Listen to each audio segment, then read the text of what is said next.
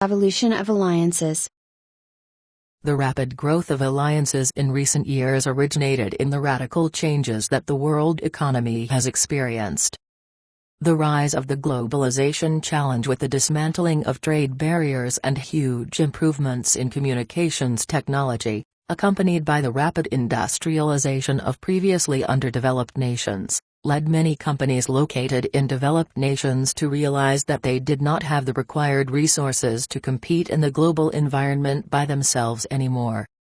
As early as the 1970s, many US and European companies found it difficult to respond to the challenge posed by technologically advanced Japanese companies and decided to form alliances with other companies to defend their home turf. In the late 1970s, General Motors, a company that had dominated car making in the previous 4 decades, was forced into an alliance with Toyota, a Japanese company that had mastered the art of making the inexpensive quality compact cars that consumers faced with high gasoline costs were demanding.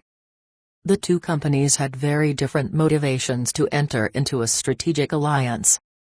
General Motors was eager to learn how to increase its quality and produce smaller quality vehicles. Toyota, on the other hand, was willing to share its technology with a competitor, in order to expand its access to the lucrative U.S. car market.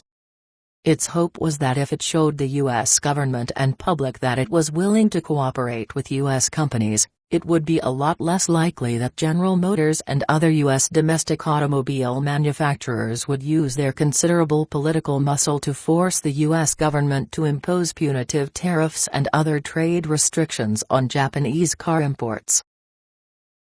In later years, the expansion of multinational companies in emerging markets with uncertain political, legal, and economic environments led them to form partnerships with indigenous players familiar with the local markets.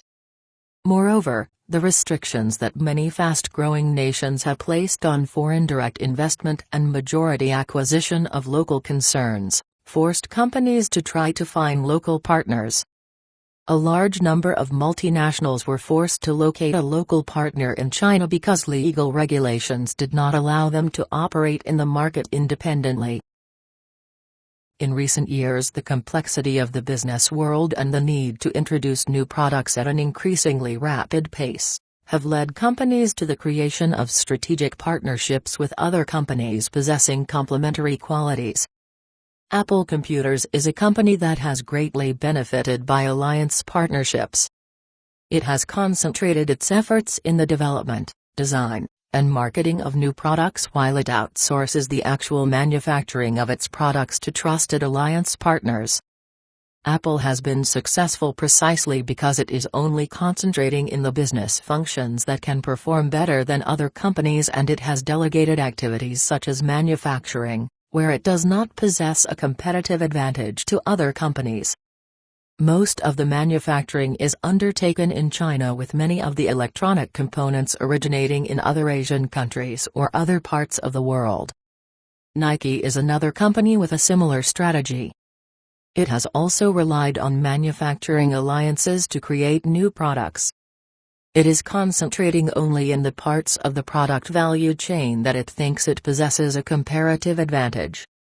The more mundane parts of the value chain are outsourced to companies that have allied themselves with Nike. Both companies have been successful because they have identified the areas of the value chain that they can undertake successfully while delegating other parts of the product to strategic allies. It is important to remember that both companies learned valuable lessons early on when they tried to vertically integrate themselves and perform most manufacturing internally. The final product was too expensive for their customers and their sales suffered. When the late Steve Jobs tried to create Next, his failed computer venture in the 1990s, he tried to establish a state-of-the-art manufacturing facility in California to actually assemble its computers. However, the result was that the manufactured products were too expensive and the company went out of business.